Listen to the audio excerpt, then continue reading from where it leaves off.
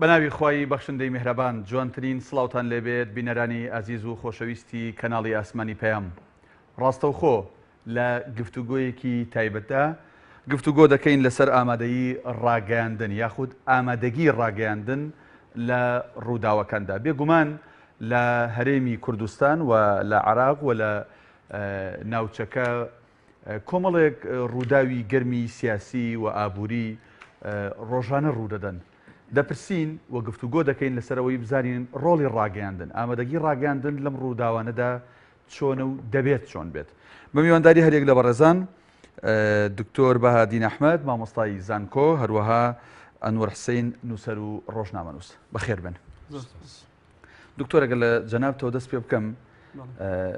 وەک لە پێشەکەکە باسم کرد، بێگومان ڕووداوگەلێکی زۆر لە چواردەورمانە ئێستا ڕوئەدەن.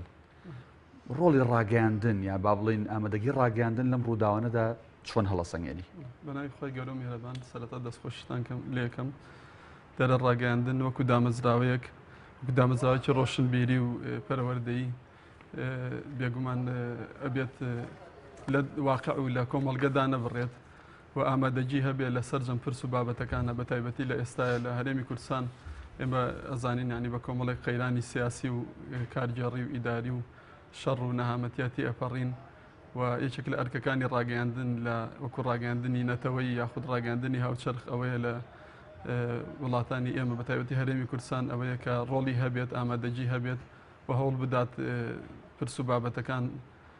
ڕوون بکاتەوە شرۆڤەی بابەتەکان بکات لە ڕێگەی بەرنامە تایبەتەکان و لە وێنێم بەرنامی جەنابەت کە ئەو ئەرک و ڕۆڵا بینێ بۆ بەمبەستی بەرچاوڕوونی جەماوەر و پاراستنی ئارامی ئۆخرەی و خستنە ڕووی بابەتەکان بە شێوەیەکی بابەتی. بەڵێ لەوەی باست کردوتت دەبێ ئەم ڕۆڵانە بینێ. ئایا بە بڕای تۆ ڕاگەیاندن میدیا بە شێوازێکی گشتی لە هەرێمی کوردستان توانیوێتی ئامادەگی هەبێ و توانیوێتی بە هەموو ژانرەکان بە هەواڵ، بە ڕووماڵ، بە شرۆڤە، بە بەرنامەی تایبەت بتوانێ با بڵین زانیاری پێویست، زانیاری ورد بە بینەر و بیسەر و خوێنەرەکانی؟ دەرە لە وڵاتی ئێمە ینی ڕاگەیاندنەکان ڕاگەیاندنی حیزبین، ڕاگەیاندنی سیاسین و بەسەر حیزبەکانە دابەش بوون و هەر یەکێک لەو حیزبانش دیارە ئایدیا و ئەجێندای سیاسی و بەرنامی کارکردنی خۆی هەیە. ئەمە شوای کردووە کە ڕاگەیاندنەکانش گوتاری سیاسیان جیاواز بێت و زیاتر گوتارەکان گوتارێکی حیزبی بێت و جۆرێک لە پەرتەوازایی بە پەیامەکانیان و بە فەلسەفەی کارکردن و یا سیاسەتی ڕاگەیاندنمانەوە دیار بێت. بەڵام ئێستا کاتی ئەوە هاتووە کە ئێمە دوژمنەکانمان یەک دوژمنن بەڕاست و بەچە بە ئیسلامی بە ئەلمانی و ئێمە لە هەرێمی کوردستان و لە عێراقا ینی کێشەمان زۆرە، کێشەی شەڕی داعش، کێشەی حەشتی شەعبی، جگەلەوەی کە ئێمە لە ناو خۆمانە پەرت و پەرتەوازین و ناکۆکی حیزبی و ئەوانە هەیە حکوومەت و پەرلەمان بەرەو ئیفلیس بوون چووە و هەرێمی کوردستان بە کۆمەڵێک قەیرانی ئەمنی و دارایی و کارگێڕیە ئەڕوات کاروبارەکان سست بوون. ئەبێ ئێمە ینی ئەوە بکەین پلانێکمان هەبێ بۆ کاری ڕاگەیاندن و پێداچوونەوە بە سیاست و فەلسەفی کارکردن لە باری ڕاگەیاندن و پلانی پێشوەخت هەبێت بۆ ئەوەی کۆدەنگیەک هەبێت لەسەر پرسەکان، چونکە ئەگەر وەزعەکە بەو شێوەیە بڕانی هەمومان تێهاچین، نەک تەنیا لایەنێکی سیاسی و حیزبێک زەرەرمەند بێت. بەڵێ زۆر باشە کاگەنوەر، جەناب دووکو ڕۆژنامەنووسێک و هەروەها لە سندیکایەکی تایبەتمەند و معنی بە ڕۆژنامەنووسان و کاری میدیایی، کۆمنتی تۆ خوێندنەوەی تۆ لەسەر ئامادەگی حزوری میدیا لە ڕووداوەکانە چۆن بووە لە ماوەی ڕابردووە لە ئێستادا کە بە بەردەوام ڕووداوگەلێکی گەرم لە چواردەورمانە ئەگوزارێت تەنانەت لە ناو هەرێمەکی خۆشمانە میدیا چ ڕۆڵێکی هەبووە؟ زۆر سپاس. وەڵا لە ڕاستیە ئێمە لە دوای ڕاپەڕینەوە شایدیەوە ئینکە میدیای ئێمە جۆرێک مامەڵی کردووە و ڕووداوەکانی ڕووداوێک بوون کە ڕووداوی سارد بوون وەکو ئەم چەند وەختەیە ئەم یەک دو ساڵە بە تایبەتی لە دوای دەرکەوتنی گروپی تیرۆریستی داعشەوە ڕووداوەکان گەرم بوون و دوای ڕووداوەکانی بەهاری عەرەبی و گەیشتنیان بۆ سووریا و دەخالەتی وڵاتانی منتقەکە و ململانە سیاسیەکانی نێوان ئەحزابی سیاسی لە هەرێمی کوردستانە وە سەرڕای ئەو کێشە کۆمەڵایەتیان ئابوووریانەی کە لە هەرێمی کوردستان هەبوون، ئەمانە وای کردووە کە فۆکس زیاتر لەسەر میدیا بکرێ وەکو وەرگر وەرگر فۆکسێکی زیاتر لەسەر میدیاکەوە بە هەماشەوە میدیاش فۆکسێکی زیاتر لەسەر ئەم ڕووداوە گەرمانە بکە لە دەرەنجامی ئەمانەیە بە بۆچوونی من دوو تێڕوانین جگەلەوەی کە بەریەکەوتن دروست بۆ دوو تێڕوانینی جیاواز دروست بۆ تێڕوانینێکیان پێی وایە ئامادەگی و حزوری میدیا ئامادەگیەکی پۆزتیفە و هەشێ بە پێچوانەوە پێی وایە نێگەتیفەکە بۆچوونی من هەردووشیانە لەلایەکیان پۆزتیفە بەو دلیلی کە میدیا وەکو هەر شوێنێکی دنیا حزوری هەیە لە ڕووداوەکان ئەگوێزێتەوە و بۆ منە لەسەر زۆر مەسەلە ڕەنگە وتارێکی یەکگرتویان هەبوو بێ و پێچوانەکەشی ڕاستە لە هەندێک حەدەست کە پێویست بوو میدیا جۆرێکی تر پرۆفشناڵانەتر بەرپرسیارانەتر مامەڵە بکان نەیکردووە و لە جۆرێک تر کە پێویست بۆ گوتارەکە گوتارێکی هاوبەشی میدیای کوردی بێسەبارەت بە مەسلەی نیشتیمانیە نەتەوەییە و مەسەلە کۆمەڵایەتەکان شتێکی ترە نەیکردووە بەڵام لەگەڵەوەش من پێم وایە میدیای ئێمە لە زۆر حاڵەتە بەرپرسیار نەبووە لە ئامادەگی و حزوری بۆ نمونە ئێمە لە شەڕی داعش میدیا ئێمە تووشی هەندێک ئیشکالیات بوو یانی یەکێکیانەوە بوو کە بۆ منە ئێمە لەسەر تاوە بۆ منە هاتین داعشمان وەکو فۆبیایەک نیشانی خەڵکدا و ئەمە لە رووسیکۆلۆژیەوە ترسی دروست کرد داعش و کارکتەرەکانی زۆر لە حەدی خۆی گەورەمان کرد میدیاوە و ترسی داعشمان لە ڕووی سایکۆلۆژیەوە هێندە کاریگەر بوو لەسەر کۆمەڵانی خەڵکی کوردستان کە خەڵک پێی وا بوو ئەمڕۆ ناسبێنێ هەولێر ڕێگیرە لایەن داعشەوە کە بۆچوونی من ئەمە ئەگەر چی واقعەتی تیانە بوو میدیا خەریک بوو واقعەتی پێدا و سایکۆلۆژیای خەڵکی تێکبا بۆ ترسی دروست کرده بوو ئەوە دیوێکی بوو دیوێکی تریشیەوە بوو کە بۆ چوونی من میدیای ئێمە هەمیشە بۆ سەبقی سەحەفی و بۆ هەندێک جار لە هەندێک میدیایە پراکتیزەنەکردنی ئیتیک و حاجزێکی ذاتی و نەفسی لە لای کەناڵ و ڕۆژنامەنووس وای کردووە کە کێشە دروست بکە و وای کردووە کە بۆ نمونە بکەوێتە بەڕەخنە باشە کاکە دەر هەز ناکە ئەگەر باس لە گوتاری ینی گوتاری هاوبەش کرد ئەگەر هەموو میدیاکان گوتارێکی هاوبەشیان نەبێ ئیتر ئەمە هەموو دەستگای ڕاگەاندنەمان بۆ چییە؟ نەخێ لە هەندێک حاڵەت هاوتم ئەگەرنا بۆ نمونە کەناڵەکەی ئێوە لەگەڵ کەناڵێکی تر تێڕوانینی جیاوازە بۆ مەسەلەی دیموکراسی و تێڕوانینی کەناڵەکەی ئێوە لەگەڵ کەناڵێکی حیزبی دەسەڵات تێڕوانی بۆ مەسەلەی قسەکردن لەسەر گەندەڵی و ناشەفافی جیاوازە لەسەر کەیسینەوە جیاوازەوە بۆ ئەمانە تەبێ جیاواز بێ بەڵام ئایا لە شەڕی داعش پێویست نەبوو ئێمە گوتارێکی هاوبەشمان هەبێ بەڵمونە ئێستا شتێکی بەناوی حەشتی شعبی کە زۆر بابڵین هەموو کوردی بە خۆی مەشغوڵ کردووە لەمایە دەبێ ببڕای تۆ میدیا گوتاری هاوبەشی هەبێ بێگومان نەک لەبەرەوەی کە ئێمە خەریکی شەڕێکین لەگەڵ حەشتی شعبی یان لەبەرەوەی پەلاماری ناوچە کوردستانیەکانی داوە نەک لەبەر مەسایلە سیاسیەکەی نا ینی باشە لەسەرەوەی کاکە ئەگەر ئەمە دەیان جار هاتن بۆ نمونە هێرشەکەنە سەر سڤیلی هاوڵاتی ئەم دووسخورماتوو یعنی ئایا میدیای کوردی حەقینە دیفاع لەم مەوزوع بکە ئەوە دیوێکی تریشی ئەگەر هەرچی چۆنە قساکەی بێ بۆیە نمونە شیکاری تێڕوانینەکانی خۆت لەسەر ئەم وەز ئەبڵێ و ئەگەرەتەوێ بلایەنداریش نەکەی بۆ هێزی پێشمەرگە یا بۆ کورد ئەکرێ بێ لایەنبی بەڵام تۆ حەدەسەکە وا لێ بکەی بە قازانجی لایەکی سیاسی بشکێتەوە کە لە خزمەتی پرۆسەی لە خزمەتی ئەزمموی هەرێمی کوردستانانیە بە بۆچوونی من کاریش خراپەوە کە زیاد لەوەش هەندێک جار بۆ نمونە ڕووداوەکانی خورماتوو هەندێک جار زیاد لە پێویست ئیبرازەکرێن یعنی بۆ نمونە و هەندێک ڕووداو کە حەقی زیاد لە پێویستی گرنگی زیانی زیاتری پێویستە وا ناکرێت بە بۆ چوونی من ئەمە بەشێکی ێزانی ئەگەڕێتەوە بەرپرسە بەڕاستی حکوومەت وەزارەتی پەیوەندیدار سندیکای ڕۆژنامەنووسان کەناڵەکانی ڕاگەاندن و خودی ڕۆژنامەنووس ینی ئەمانە بێگومان هەمویان بەرپرسیاریەوێتە سەرش زۆر باش دکتۆر لە ڕووی ئەکادیمیەوە بەڕێزت لە ناوەندێکی ئەکادیمیایی لە ڕووی ئەکادیمیەوە میدیا و ڕۆژنامەنووسەکانی نێو میدیا تا چەند توانیوانە پرۆفیشناڵانە ئامادەگیان هەبێت لە ناو ڕووداوەکانە بەڵێ دیارە لە کەناڵەکانی ڕاگەاندن هەردوو جۆر ڕۆژنامەنووسێ بە ئەزمون فێری کاری ڕاگەاندن بە ڕۆژنامەنووسشەیە پرۆفیشناڵەوە هەشە بە ئەزمون کاری کرد و دواتر هاتووە لە بەشێکی ڕاگەاندن لە زانکۆیا لە پەیمانگەکان خوێندوێتی بەڵام وەکو کاکەنووری ئەوە ئەکەوێتە سەر خودی توانای ڕۆژنامەنووسەکە و سەلیقە و لێ هاتووی و ئەخلاقیاتی ئەو ڕۆژنامەنووسە و کەناڵەکەی هەستکردن بە جانی بەرپرسیارەتی لە ڕووی ڕاگەاندن و لە ڕووی پاراستنی ئاسایشی کۆمەڵایەتی و نەترساندنی خەڵکی ئەنی ئێستا لە ڕووماڵکردنی ئەمە شەڕی حەشتی شعبی و هێزی پێشمەرگە ینی هەندێک کەناڵ لە جاتی ئەوەی باسی ئەوە بکە کە حەشتی شعبی خەڵکی سڤیل ئەکوژێ باسی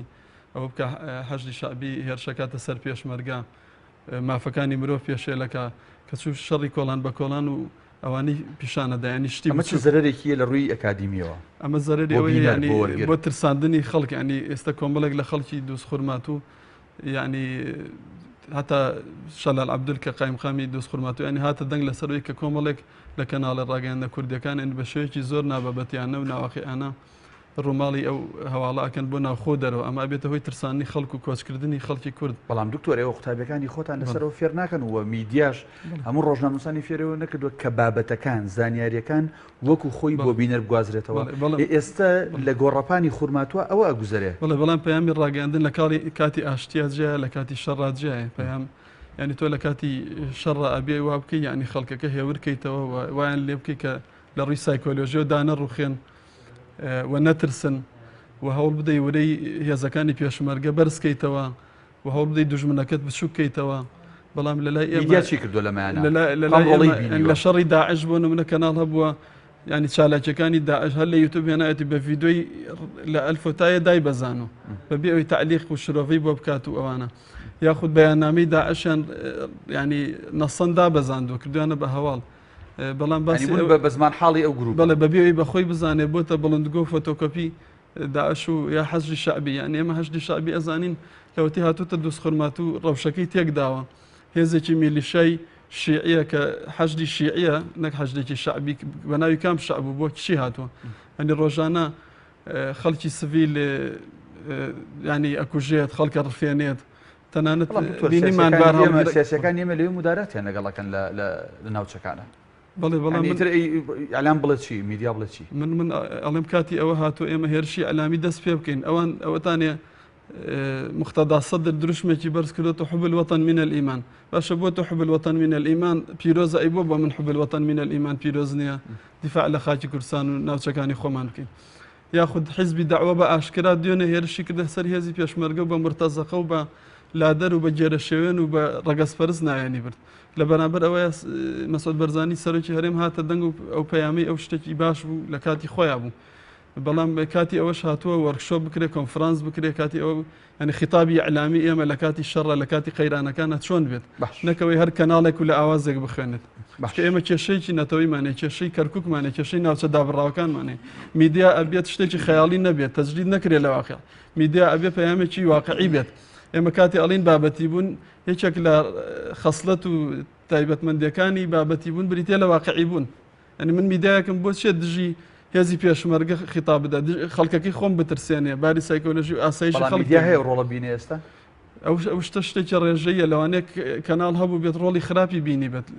لە ڕووماڵکردنی لە ڕاپۆرت یا خراپ تێگەیشت بێت لە چەمکی بابەتی بوون. باش کاک ئەنوەر ینی ئەوەی کە هەردووکتان کۆکن لەسەری بەتایبەت لەو کاتانەیە کە کاتی حربە کاتی شەڕە دەبێت میدیا بەرپرسانەتر مامەڵە بکاو لە کاتەکانی ترا پرسیارە دێتە پێشە ئەوەیە ئایا ئەمە ڕۆڵی هەموو میدیاکانە یان ئەوەی کە ئێمە لێرە نیمانە میدیای حکومی ناوانەی میدیای نیشتیمانی ناوانی نازام میدیای فەرمی کە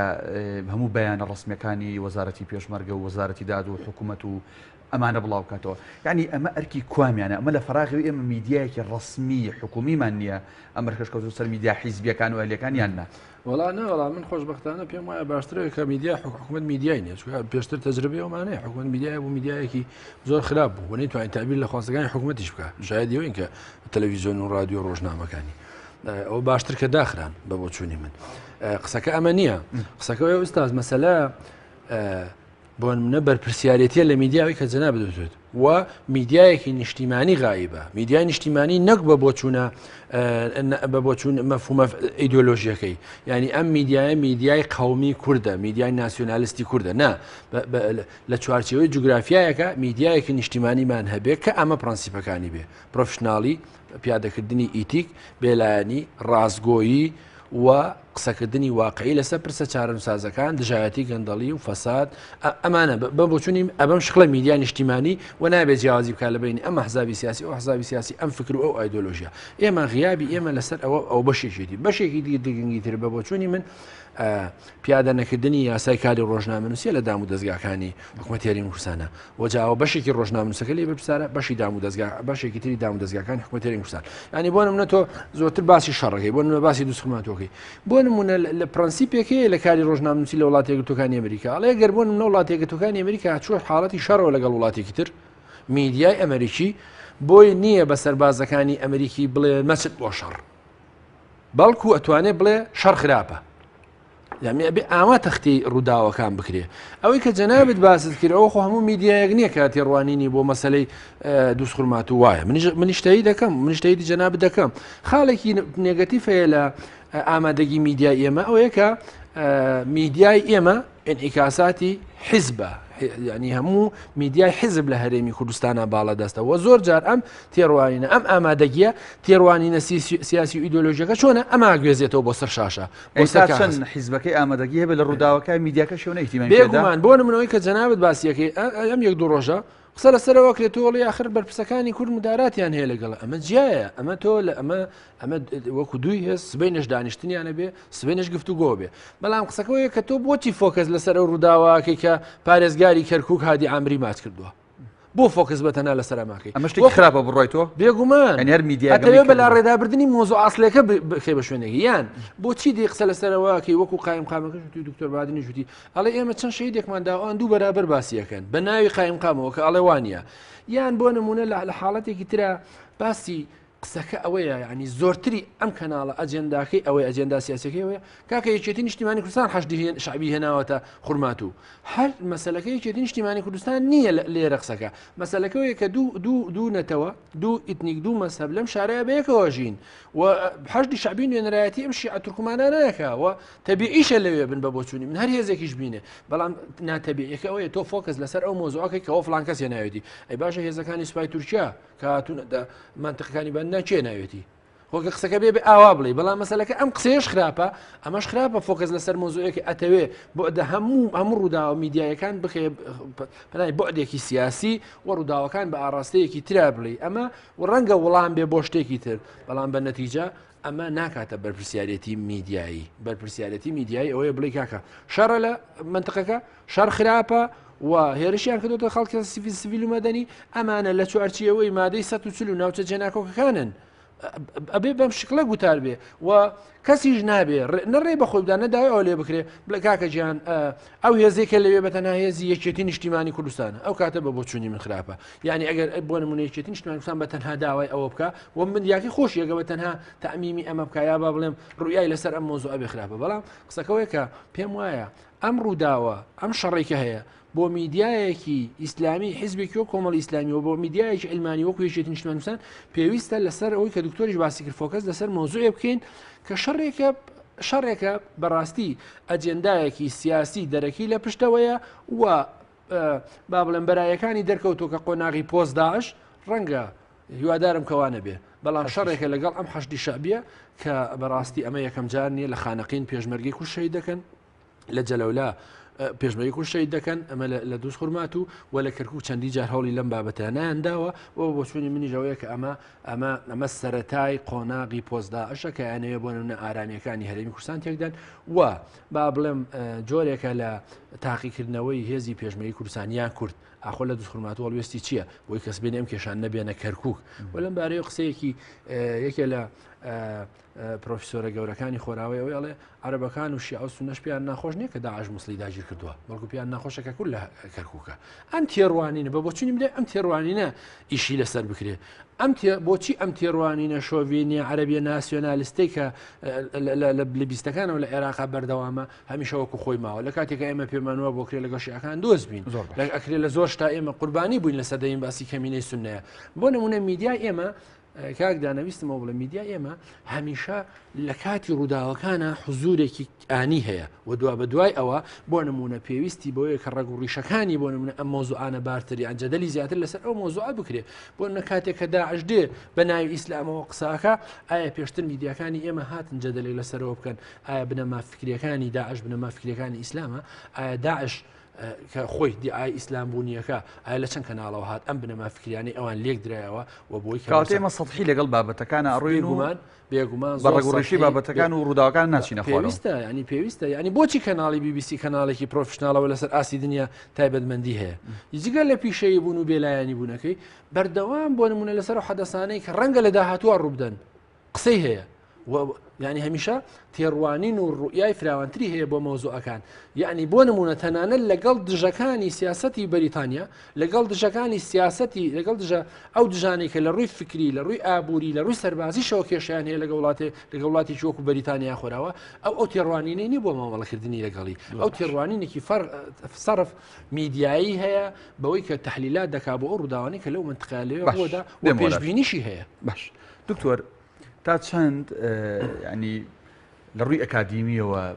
خاڵێکی باشە و خاڵێکی ئیجابیە کە لە هەرێمی کوردستان ژمارەیەکی ئێجگار میدیا هەیە بە بینراو بە بیسترا و بە خوێنراو ئایا ئەمە بە جۆرە لە جۆرەکان گرفتی دروست کردووە لە کاتی ڕووماڵکردنی بابەت و ڕووداوەکانە یان نەخێر ئەوە بە خاڵێکی پرشنگداری هەرێمی کوردستان لە قەڵەمەدرێ خۆی زۆری ئەو کەناڵ ڕاگەیاندنە گزارش لەواکە کە ئازادێکی ڕاگەیاندن هەیە و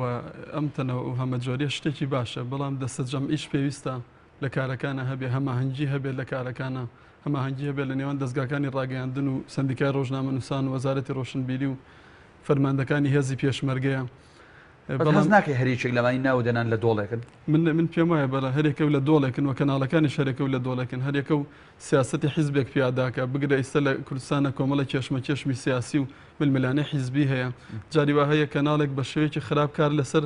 پێشمەرگە و ڕۆڵی پێشمەرگە ئاکا لە کەرکک و ناوچەدا بڕاکەن پاساوی چیە هێنێتەوە وڵا هێزی پێشمەرگی کوردستان هیچی نەگرتەوە هێزی هەفتا هەیە کاکەوەکەی کاتی ئەوەیە ینی تۆ کاتی ئەوەیە کە خەڵکی هوشارکەیتەوە کاتی ئەوەیە کە ڕۆڵی پێشمەرگە بەرز بنرخێنی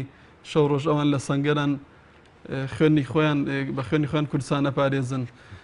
و تۆ باسی ئەو کە حەشدی شعبی هەر لە ئەوەڵەوە هاتووە وەکو ڕێکخراوێکی مافیاوی تیرۆریستی هەر ڕۆژی بیت و بالۆرەیەکی ڕۆژێک پاسەوانەکانی سەرکۆمار ئەرفێنێ ئەم ئێوارەیە تەقی کردووە لە پۆلیسی خورمات و فەرمانگەکانی داگیر کردووە ماڵی خەڵک ئەسووتێنێ ماڵ تاڵان ئەکا خەڵک دەربەدەرەکە خەڵک ئەکوژێت هێرشەکاتە سەر هێزی پێشمەرگەی کوردستان کە پێشمەرگە هاتوون هەموو خەڵک بپارێزن نەک تەنیا کورد لەوێ هاتووە ینی هێزێکی تایفی شێعی هاتووە ناوچەیەکی وەکو دووسخورمات و داگیر ئەکات وە سەرەتاکەشی دەرکەوتووە و ئەمە دەستی عبادیشی تایە و ئەوان ئەم هەلیان خۆستۆتەوە ئەڵێ لە ئاوی لێڵە ماسی ڕاوکن ئەم وەزعیان خۆستۆتەوە کە پێشمەرگە لە سەنگەرەکانی دژمنی داعشایە لەو لاوە کێشەی سیاسی هەیە لەگەڵ عبادی و حکوومەت و بەغدایە و عبادی گوڵۆپی سەوزی بۆیان هەڵکردو کە ئەو سەرۆکی هێزە چەکدارەکانی عێراقە بە حەشدی شعبیشەوە ئەتوانێت بە ئازێک بە 24 کاتژمێر شوێنەکانیان پێ سۆڵکە یا وەزعەکە ئاسایی کاتەوە یعنی ئەمانە هادی عامری ینی قواتی بەدر ئەمانە چێنێ ینی هەمویان لە ئێران و دەعم ئەکرێن و ئەمانە ئەجەندای دەرەکی جێبەجێکەن و ئەوان جیاوازی ناکەن لە نێوان هیچ حیزبێکە یەکێ لەوانە بارەگەی کۆمەڵی ئیسلامیان داگیرکرد لە دووسخورمات و ینی ئەوان هەموو کورد بە یەک چاو سەیرەکەن بەڵام ئێمە خۆمان لەناو خۆمانە جیاوازی ئەەکەین و یعنی حیزبیانە و یەکتر شکاندن گەیشتۆتە کەناڵەکانی ڕاگەیاندن بۆ زانیاری بەڕێزێتەوە بارگای کۆمەڵی ئیسلامی پێشتر بارگای کۆمەڵ بوو چۆڵکرا بوو درا بۆ دەست هێزە ئەمنیەکان لە کەرکوو بەڵام فەرمانگە حکومیەکانشان داخۆ دوێنێ لە دەستی پێشمەرگەشیان سند بوو هەرچەنە نازانم سەکەم لەسەر ئەوان جیاوازی ناکەن لە نێوان حیزبێکی ئیسلامی وەکو کۆمەڵ و یەکێتی باقسەکە لەسەر ئەوە بێ ڕۆڵی ئێوە وەکو ناوەندە ئەکادیمیەکە ینی کاگەنۆر باسی کرد کە لە سەرەتای هاتنی داعش بێگومان کە داعش سەرەتا لە کوردینەیە بوو هێشتا لە سوپای عراقیە بوو هەندێک لە کەناڵەکانی ئێمە چالاکەکانی ئەسڵەن داعشان بە جۆرە زۆرەکان بڵاوە کردەوە و ئەو ترس و تۆقانی داعش بەکارێنە بەرامبەر سوپای عراقی بەکارێنە نەیانزانین 2000 ڕوبەڕووی خۆمانە بێتەوە قسەکە لێرە ئێوە ڕۆڵتان چی بووە لەوەی کە دەستگاکانی میدیا ڕۆژنامەنووسان بەڕێوەبەری کەناڵەکان بەڕێوەبەری با بڵێن سەرنووسەری هەواڵەکانی کەناڵەکان کۆکەنەوە کە ینی تابیایانکەن بۆ شوی کە خۆتان ئەتانەوێت کە ئەکادیمیەکە لێتان داواکە ئێمە لە کاتی محازەرات و لە توێژینەوەکانمان هەمووی لە خزمەتی ئەوەیە بۆ کە ڕاگەیاندن بتوانێت کارێکی دروست بکەوە دام و دەستگاکان سوود لە دەرەنجام و ڕاستپاردە و پێشنیازەکانی ئێمە وەرگرن و توێژینەوەش لەو بارانە کراوە کەم و زۆر بەڵام کاتی وا هەیە نەمان بینیەوە کۆنفرانسێک لەسەر ئاسیانی بۆ نمونە لەسەر داعش و تیرۆر کراوە کە کەناڵی پێیان چەندین کۆنفرانسی سندیکای ڕۆژنامەنووسان بەبستم ناوەندە ئەکادیمیەکە ئێوە ینی ئێوە چیتان کە کەناڵەکان کۆکەنەوە لە دەوری خۆتان کە ناوەندێکی سەرەکین ینی ڕۆژنامەنووس بەرهەمێنن بە جۆرە لە جۆرەکان ئێمە لە کاتی محازەرە وەکو مامۆستا وەکو ئەرکی خۆمان ئەرکی ئەکادیمی پەروەردەی هەموو ئەو پەیامانی کە ئێستا باسەکەین بە زیاد دۆگەیاندومانە بەڵام ئەوکێتە سەر ئەخلاقی ڕۆژنامەنووسەکە و ئەکەوێتە سەر گوێڕایالی ئەو کەسێک کە دوایە بێ بە ڕۆژنامە مەرجنی ئەوەی لە دەستگایەکی ئەکادیمی بخوێنێ ببێتە ڕۆژنامەنووس چونکە ڕۆژنامەنووسی پێش ئەوەی پیشەیەک بێت سەلیقە و هونەر و بەهرەیەکە ئەبێ ئەو کەس ینی بە زۆری ئەوانەی لە ناوەندە ئەکادیمیەکانە بەشی ڕاگەاندنە خوێن نابنە ڕۆژنامەنووس یا ممارەسی کاری ڕاگەاندن ڕۆژنامەنووسی ناکەن بەڵام دواتر ئەو کەناڵانە ئەو ڕۆژنامەنووسانە سەر بە حیزبێکن سەر بە کەناڵێکن کە لەوێەوە تەوجیه ئەکرێن و لەوێەوە بە ئاراستەیەک کار ئەەکەن و شێوازی کارکردیان بۆ دیاری ئەکرێت باشکاگەن ڕۆڵی ئێوەکو سندیکای ڕۆژنامەنووسان ئەوەی بینیمان لە کاتی داعشە تێبینی هەبوو بەڵام دیارە ئێمە قەدەرەکەمان وایە لە هەرێمی کوردستان هەر دەبێت ڕوبەڕووی ئەم جۆرە ڕووداوانە ببینەوە جا ئێستا ئەمێ حەشتی شعبی هەیە قەیرانەکانی هەرێمی کوردستان قەیرانی سیاسیمانەیە قەیرانی یاساییمانەیە ئابووریمانەیە ئێستا لە بەغدا قەیرانی گەورە هەیە ئێوە ڕۆڵتان چی بۆ لەوەی کە کەناڵەکانی میدیا بەو شێوەیە ئاراستە بکرێن کە میهەنی بن بە کوردی و بە کورتی زانی کاکدانە ئەم کارە بە سندیکا ناکرێت ئەم کارە کارێکی قورسە لەبەرەوەی بەڕاستی لە هەرێمی کوردستان لەبەرەوەی سیستم نییە نەبۆ حکوومەت سیستم بە دامەزراوی نەکراوە وەنە سندیکایە وەنە کەناڵەکانی ڕاگەاندنەوە کوتم شتێکە کاریگەری هەیە ئیدۆلۆژیایە وە شتێکە غایی بە ئیتیکە ئەوانە بە دیوێکی دیوێکتری بە بۆ چونی من قسەکەەوە بیانی تەنە ئێوە ئەرکتانەوەیە پێناسێکی پلاستیکی ببەخشن بە ڕۆژنامەنووسێک و تاڵ نا مەسەلەکەەوە نییە کە پێناسێکی پلاستیکی ببەستی بە بەڵام تۆ بۆ منە کاتێکە بۆ ڕەخنە لە سندیکای ڕۆژنامەنووسانی کوردستانەگەری کاتێک پەرلەمانەکەی تۆ داخراوە ڕێگا نادرێت سەرروی بۆ نمونانی مۆزوعەکە زۆرتر سیاسەتەوەی میهەنی بێ بەڕاستی من بۆم باس کردی بۆ پێشتر باسم کرد مۆزوعی کاری میدیایی هێندەی کارێکی ئیدۆلۆژی کارێکی سیاسیە هێندە کارێکی میدیایی نییە کەواتە ڕۆڵی ئێوە چێ بێ لەم نێوەندە بۆ نمونە من پێ بڵێم ئێمە بەڕاستی من چەندین جاریش باسم کردو سندیکای ڕۆژنامەنووسانی کوردستان نەیتوانیەوە بە ئەرکی خۆی هەڵسێ بەشێکی ئەوەیە کە سندیکا بۆ خۆی پێکاتەیەکی حیزبی مەواقعەتی وە لە هەمان کاتیشە بەشێکیشی کەناڵەکان بەرپرسن تۆ وەکو کەناڵی پێیان چێت ناردۆ بۆ سندیکای ڕۆژنامەنووسانی کوردستان بێ بە ئەندام ئەگەر بە قایمەکە ئاچیتەوە ئەو توی پشگیری کەسێکت کردووە کە پرۆفشنال نییە کە ئیتیک لە خودی کەناڵەکە تا ڕەنگە احترامەن بۆ تەلەڤیزیۆنی پەیامە بەسم پەیام نیە ینی کەناڵەکانی تر ئەماکە بۆ نمونە کاتێ 7000 کەسی ناردۆ بۆ سندیکای ڕۆژنامەنووسانی کوردستان لە کاتێکا بە پێی یاساکەڵە بەم شکڵانە وەرگیرێ بەڵام باوازە سندیکای بێنەوەی جەنابەت باس کرد 1200 کەناڵی ڕاگەاندن لە هەرێمی کوردستان هەبوو 950 لەمانە میدیای چاپکراو بوو ڕۆژنامە گۆڤار بوو خۆشبەختانە ئێستا بەشێکی زۆریان داخراون ڕەخمیەوەی کە هەندێک لەوانە تۆ ڕۆژنامەنووس و لە سندیکایەکی ڕۆژنامەنووسانی خۆشبەختانە داخراون بازەکەم ئەوم بڕ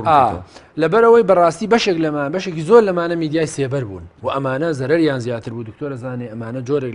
لە کێشە و گرفتی گەوریان دروست کرد بوو هەم لە ڕووی مادیەوە هەم لە ڕوویکەوەی کە هەر کەسێک هەڵسێ بەخۆی بڵێ ڕۆژنامەنووس ئەوە بە بۆچوونی من ئەوە دیوێکی باشی هەیە دیوە خراپەکەشیەوەی کە لە ناوانەیە کۆمەڵێک میدیای ئەکتیڤ و کۆمەڵێک میدیای چالاک ڕۆژنامە تەلەڤیزیۆن رادیۆ چی داخراون ئەگەر نا بۆ نمونە 900 ینی بۆ نمونە بۆ معلوماتی جەنابەت گۆڤار هەبووە یەک عەدەدی دەرکردووە 100 نوسخەی لێ چاپ کردووە ئەمە نابێ بە میدیا ئەمە جۆرێک لە فەوزا بەرەمێنێ کە سندیکای ڕۆژنامەنووسان مۆڵەتەکەی پێداوە بۆ سندیکای ڕۆژنامەنووسانی کوردستان یاسایەک دەرکراوە ئەم یاسایە ئەوەکە بەڵام لەگەڵەوە شابۆنم نە تا دێ بە بۆچوونی من میدیا باشەکان ئەمێنەوە جگەلەوە ڕەخمیەوە ئەو قەیرانە ئابوووریە کاریگەری لەسەر هەندێک کەناڵی ئەو کەنا میدیا ئەهلیە بووە کە بۆچوونی من داخستنی ئەوانە زەرەر لە ناوکەنە لە میدیایە زەرەری هەبوو بەڵام وردە خەریکە بە بۆچوونی من ئەو هەموو زۆری بۆری کە ئێوە باستان کرد نامێنێت تا ڕادەیەکی زۆر بەڵام پێویستمان بەوەیە بە بۆچوونی من بەرپرسیاران نەتر بێ و ئێمە بە تەنها مۆزوعەکە ئێستانیە بە تەنها مۆزوعەکە شەڕی داعش نیە مۆزوعەکە بۆ نمونە چییە بۆ ئێمە لە ڕووداوەکانی کۆبانێ تێڕوانینانمان جیاوازمانە بەرنامەیە باز لە هەموو ڕووداوەکانەکە بەڵام مەسە گەرمتریان تێڕوانمان جیاواز بوو لە مۆزوعی کۆبانێ بخۆ شایەدی ئەوەی بۆ من باسی ئەوم کرد تێڕوانینمان لەسەر داعش تێڕوانینێکی ئیدۆلۆژی بوو بۆ نمونە ئەو کاتە بەشێک لە هێزە سیاسی ئیسلامیەکان پیان وا بوو کە هەندێک لە بانخوازەکان پیان وا بوو کە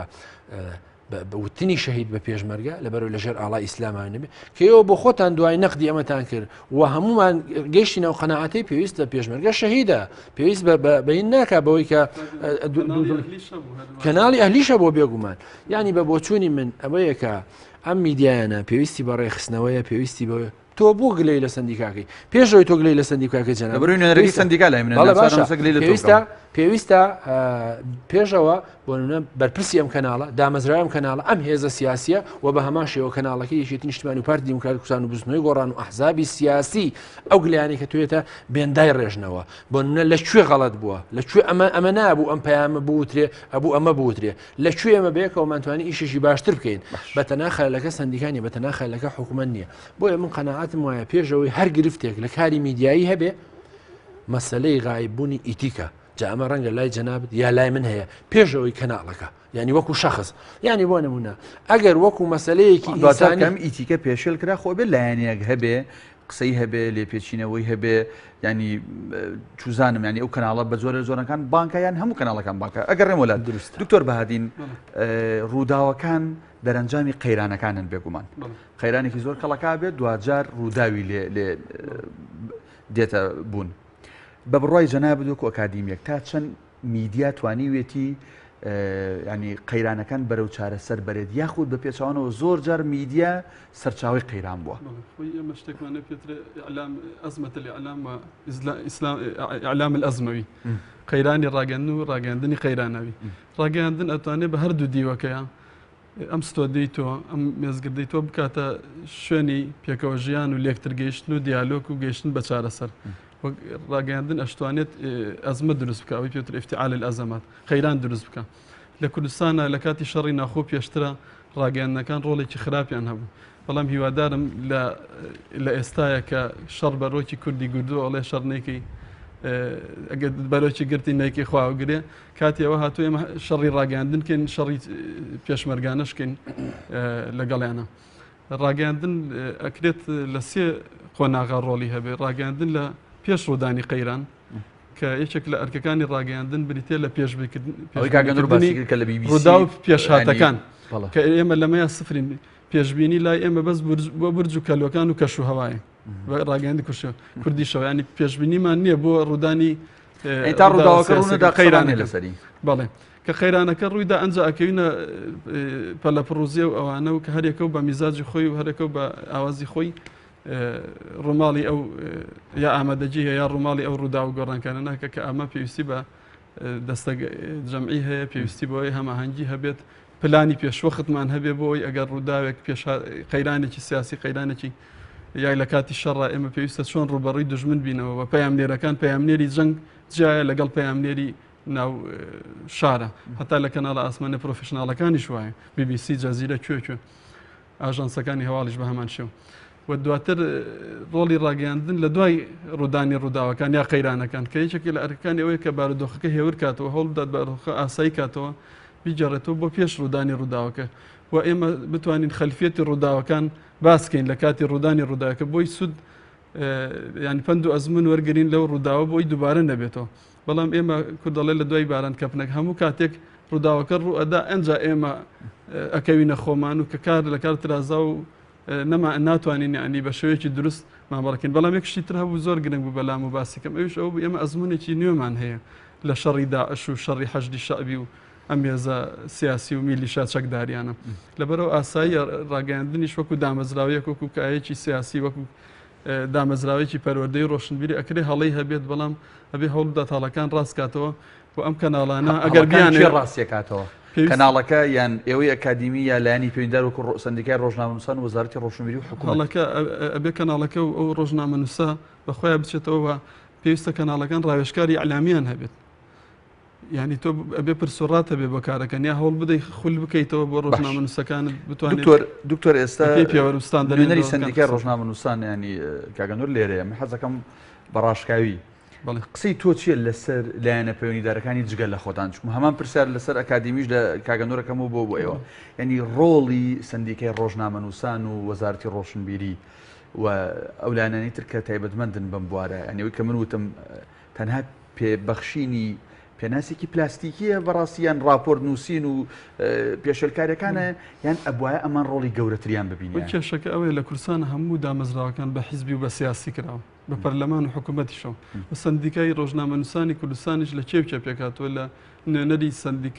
ینی کەناڵە ئاسمانی و رادیۆ و تەلەڤیزیۆنە حیزبەکان و سندیکای ڕۆژنامەنووسانی کوردستانیش بە شێوەیەک لە شێوەکان سەر بە حیزبەکانە ینی هەتا لە ماوەی پێش سکرتێری لەخی سلێمانی سندیکا ڕۆژنامەنووسانی کوردستان ینی باسی کرد کە سندیکا ڕۆژنامەنووسانی کوردستانیش بەرەو ئیفلیس بوون چۆ ناتوانێت ڕۆڵی خۆی ببێنێ و حیزب دەستێوەردانی تیا هەیە و وەک تووشی قەیرانی دارایی بۆ تەنانەت ناتوانێت کرێ بارەکەی خۆشی بێت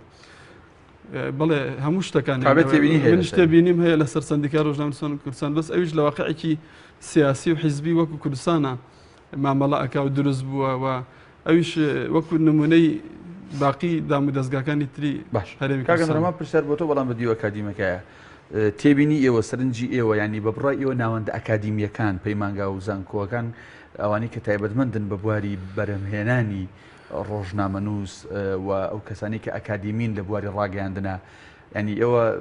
چ تێبینیەکتان هەیە لەسەر ئایا بە ئەرکی سەرشانی خۆیان هەستاون قسەکە وەک پێناسەکە تەنها ئەمان ئیشان ئەوەیە قوتابیەکە پێ بگەن و مەنەجی لە بەردەستانە پێی بن و تەواویان ئیشی کەشیان هەیەمان ناخۆی لە ڕاستیە من باسم کرد ینی هەم سندیکا و هەم ناوەندە ئەکادیمیەکانیش زادەی واقعەتی ئەم کۆمەلگایەن ینی شتێکی عەجیب و غەریبی لێ دەرناچەوەی کە تۆ بتەوێ بۆ نمونە ئەگەر قەرار بێ سندیکا ڕۆژنامەنووسانی کوردستان لەسەر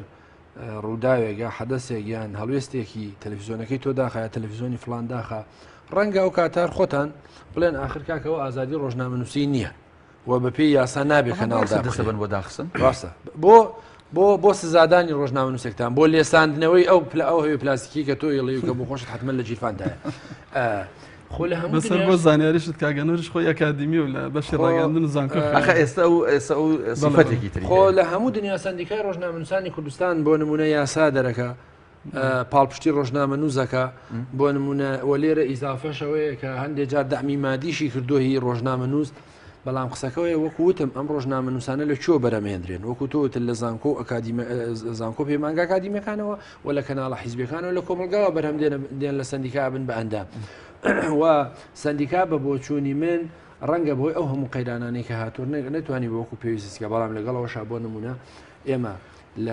لە هەموو ئەو پێشرکانیانی بەرامبەر بەڕۆژنامەنووسان کراوە هەڵوێستمان هەبووە و لە هەموو ئەوانەیە بۆ نمونە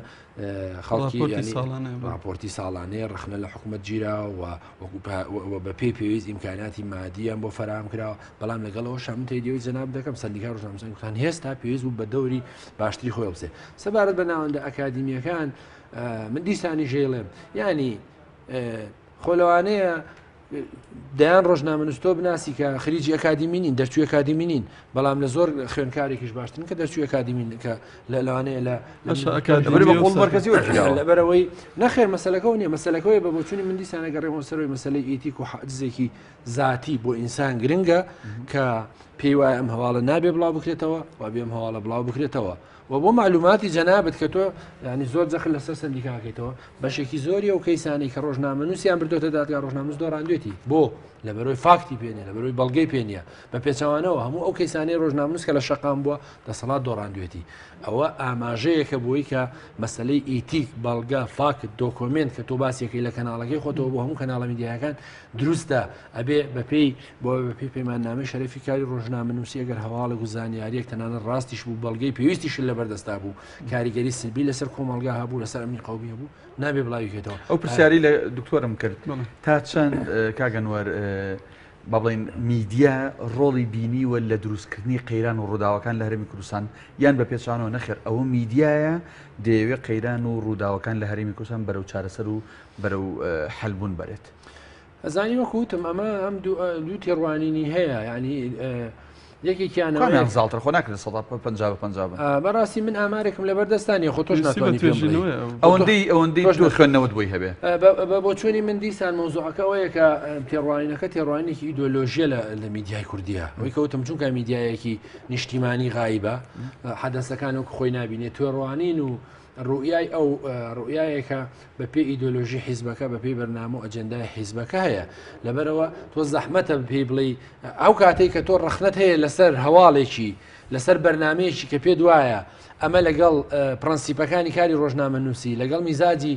وەرگر ڕێک ناکەوێت لەوانەیە ئەو پێچەوانەکەی پێی وابێ و باشترین بەرنمەیە و لە کەناڵی بە هەماشیەوە لەبەرەوە ئەمەمان بۆ یەک لاکاتەوە بەڕاستی بە بۆچوونی من ئەمە ئەبێ هەموو لایەنەکان بە یەکەوە وەخت پێش هۆی هەر کەسێک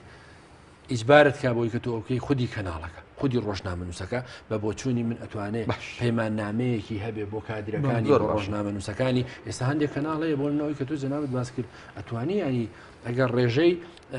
ڕێژەی پێشێلکاریەکانی پرەنسیپی ڕۆژنامەنووسی بۆدانی لە 130 کەناڵە بەرلانەی لە 150 بێ و پێچەوانەکەشی ڕاستە بۆ نمونە بۆیە من دیسان لەگەڵەوەم کە بۆ قەنەعاتە گەیشتوم لە مدەتی کاری ڕابردووە پێم وایە کەناڵ و ئیتیکی ذاتی ئیتیک و حاجزێکی ذاتی ئەتوانێت ئەم کێشانی کە من تۆ سعاتێکە گفتوگویان لەگەڵ دکتۆر زۆر باش چارەسەر بکەین. بێک جەرزان بەرەوە کۆکی لەگەڵ ئەوەی من کە ئیتیک و پەیماننامەی شەرەف قەت جێ یاسا ناگرێتەوە یاسا زۆر بەهێزترەوە دەتوانێت کەناڵەکان ڕاپێکی بەردەم شوێنی تایبەتی خۆی بکە. من پێم وایە عەکسەکەشی ڕاستە عەکسەکەشی ڕاستە ئەکرێت لە غیابی یاسایە خۆی یاسامانەیە یاساکە هیچ کەم کوڕێکی عیبێکی ئەوە نییە بە پێچەوانەوە بەڵام ئیتیک و پەیماننامە ئیلزامیتیان وەسم ئەوەیە کە ئەخر خۆ ڕۆژنامەنووس پێویستی بە بچوونی من کاری میدیای پێویستی بەوە نیە کە زۆر ئیلزام کرێ و ئیجبارکرێ لەبەرەوە پێش هەموو شتێک ینی وابەستگی بە خۆت و بە ویژدانی خۆتەوە هەیە. باش دکتۆر جان لە کۆتای بەرنامەکە نزیکە بینەوە بە بڕای بەڕێز دۆکۆ ئەکادیمیەک چی بکەین میدیا چی بکە بۆەوەی کە ئامادەگیەکی ئیجابی پرۆفیشناڵ ئەکادیمیانی هەبێت لە ناو ڕووداوەکانە. بەڵێ من پێم وایە ڕاگەاندن ئەبێت بە پێی پێوەرستاندەرە نێودەوڵەتەکان کار بکات بە شێوەیەکی بابەتیانە و پەیوەست بێ بە یاسا و ئیتیکەوە واگەر تۆ لە ئیتیک لا بدەیت ئەو کاتە تووشی چی ئەبیت تووشی ئەوە بیت کە تەشیر بە لایەنەکەی ناوزڕاندن بکەی زەرت بە بەرژەوەندی گشتی بگەنی ئەو کاتە تووشی ملاحەقەی یاسایی ئەبیت کەواتە ڕۆژنامەنووس پێشەوەی پەیوەند بە یاسا و بێ پەیوەند بێ بە ئیتیکی ڕۆژنامەنووسی کە کۆنتترۆل و ڕقابەیەکی زیاتیە بۆ کارەکانی خۆی. من پێم وایە هەموو ئەو شتانی کە ئێمە لە باری ئەکادیمیان پێشکەشی ڕۆژنامەنووسێکین ئەگەر ڕۆژنامەنووس پێوەی پێبند بێت ئەتوانێت ڕۆڵ ببینێ لە کۆمەلگای ئەتوانێت ڕۆڵ ببینێ لە ڕووماڵکردنی ڕوودا و گۆڕانکاریەکانە و ئامادەجی بابەتیانەی هەبێ و هەوڵ بدات جەماوەر هوشیار کاتەوە و هەوڵ بدات چارەسەری کێشە و قەیرانەکان بکە هەرچەند ئەوە ئەرکی دەسەڵاتی سیاسیە چارەسەری قەیرانەکان بکە لە ڕێگەی دانوستانەوە بێ لە ڕێگەی پرسکردن بێ بە خەڵکانی پسپۆڕ و شارەزا بە دەربازون لە قەیرانی دارایی بێت سیاسی بێ ئابووری بێ هەر شتێک بێت تەنیا ڕۆژنامەنووس ئیشی ئەوەیە کە ڕووماڵی بابەتەکان بکە بابەتەکان نمایش بکات بۆ جەماوەر و دەنگی خەڵک بگەێنێ بە دەسەڵاتی سیاسی. دەستخۆش ئەمە پرسیار بە تۆش کاگەنوەر چی بکەین میدیا ڕۆژنامەنووس چی بکە بۆ ئەوەی کە ئامادەگیەکی ئیجابی و پرۆفیشناڵانەی هەبێت لە کاتی ڕووداوەکان. پێش هەموو شتێک بە نظری من ئەبێ کاری ڕۆژنامەنووسی وەکو پیشە بناسرێ لە هەرێمی کوردستان کە نەناسراوە تۆ ناتوانانی وەکو ڕۆژنامەنووس خۆت بناسیێنی لە هیچ کوێ خەڵکێک دکتۆر مامۆستای زانکۆی دەتوانێت خۆی بناسیێنە لە هەموو شوێن فلان مامۆستایە فلان پۆلیسە فلان دکتۆرە چییە هەموو ئەوانە پیشەیەکی تایبەتیان هەیە و کارەکەیان بۆ بە پیشە بەڵام لارین کوردستان کاری ڕۆژنامەنووسی نەبوو بە پیشە جاوە یەکێ لە عیبەکانی نەبوونی کاری ڕۆژنامەنووسی بە پیشەیی بوون و حرفەیی بوون ئەو زۆریەیە کە باسم کرد لەبەرەوەی هەر کەسێک بەداخەوە بەشێکی زۆری خەڵک هەڵەسێ خۆی پێ ڕۆژنامەنووسە یا کەسێک لە هیچ شوێنێکی زانکۆیەکی ئەکادیمی تەجربەیەکی نییە خۆی پێ ڕۆژنامەنووسە هەواڵ بڵاوکاتەوە بەبێ فاکت و دۆکمنت ئەوە دیوێکێتی بە بۆچوونی و خەڵدوویەکی وێ کەناڵەکانی ژەبێ بخۆیانە جەندایەکی هەبێ تۆ نەکەچی حیزبەکەت پێی خۆشە هەرچی ئەیدۆلۆژی حیزبەکەتە ئەوەت پێ باش بێ و ئەوەی تر ڕەفسکەی بە بۆچوونی من ئەکرێ بانگەشە بۆ حیزبەکەشت بکەیت بەڵام بەو شخڵی کە زەرە لە کۆمەلگانەدا زەرە لە تاکانی کۆمەلگانەدا لەسەر پرەنسیپێکی نیشتیمانی پرەنسیپێکە لە خزمەتی کۆمەلگایە ڕاوەستێ و دوایەوە بە بۆچوونی منەوەی کاوەی گەزنای بشتێت سندیکا بەرپرسە وەزارەتی ڕۆشنبیری و حکوومەت و زانکۆ پەیمانەکانمان و کەناڵەکان و جێبەجێکردنی یەکێکیش لە خەلەکان بەداخۆی کە تۆ جەنابەت یاسا خۆدی یاساکە هەیە بەڵام جێبەجێ ناکرێت بۆ لە ماوەی ڕابردوودا لە 8 ساڵی ڕابردوودا نزیکەی 484 پێشێلکاری بەرامبەر بە ڕۆژنامەنووسان کراوە وەکو پێویست یاساکە جێبەجێ نەکراوە کە بەپێی یاسا نابێ ڕۆژنامەنووس بگیرێ ئەوە بۆ نمونە خاڵێکی نێگەتیڤە لە کاری میدیایدا یان بۆ نمونە هەندێک کەناڵی کە لە ماوەدا داخراون کەناڵی جددی بوون و کەناڵێک بوون ڕۆڵیان لە گەشەکردنی میدیای کوردیا هەبووە تەواو داخراوە بەبێەوەی کە ڕاستە قەیرانی دارایی هەیە بەڵام لە جۆرەکانە بوو لە ڕابردوو بار بۆ بکرێن هاوکاری بکرێن بۆی کە من کەناڵە دانەخرێ و لەگەڵ ئەوە شابچوونی من لەوانش گرنگترەوەی کە حیزبەکان پێویستەوەی کە جەناب کۆنفرانسێک بکەن ڕێکەوە لەسەرەوەی کە ڕاستە تێڕوانینیان بۆ مەسلەی ڕۆژ ئاوا جیاوازە بەڵام مەکرێ مەسەلە نیشتیمانی نەتەوەیەکە پێشخەن ڕاستە ڕەنگە تێڕوانیان بۆ مەسلەی دین و مەسەب و جیاوازە بەڵام لانی کەم خۆ بۆ نمونە بێ ڕێکەوە لەسەرەوەی گروپی فەندەمنتاڵی گروپی تیرۆریستی داعش جیابکەنەوە لە گروپێکی ئیسلامی. دەستخۆش زۆر بەڕێز دکتۆر بادین ئەحمەد مامۆستای زانکۆ سواس بۆ ئامادەبوون لەم گفتوگۆ تایبەتەدا بەڕێز ئەنوور حسین ڕۆژنامەنووس و نووسەر ئامادەبوونی تۆش بەرزە نرخێنی. زۆر سپاس. بینەرانی بەڕێز و خۆشەویست تا گفتوگۆیەکی تر هەموو لایەک بەخوای گەورە ئاسپێرین هەر شاد بن کوردستان ئاوادان و ئارام خواتان لەگەڵ.